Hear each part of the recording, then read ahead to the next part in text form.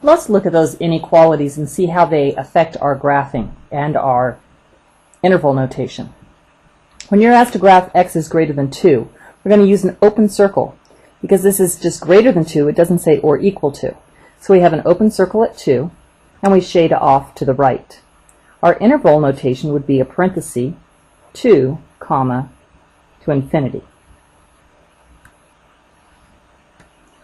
Our next statement, x is less than or equal to. See, this includes, with the or equal to, the 3/2.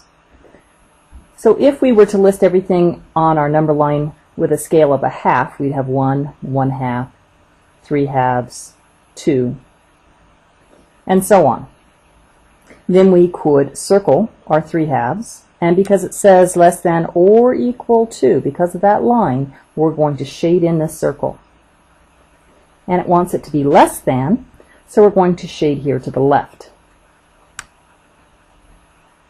In interval notation, that would be a parenthesis, minus infinity, comma, 3/2. And since this 3/2 is included, we use a bracket.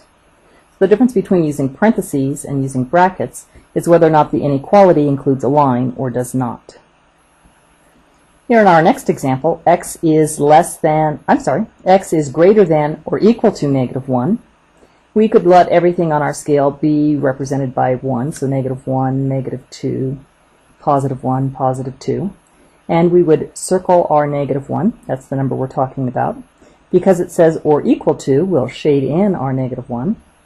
And because it claims that we want our numbers, x, whatever they could be, to be bigger than -1, we shade to the right.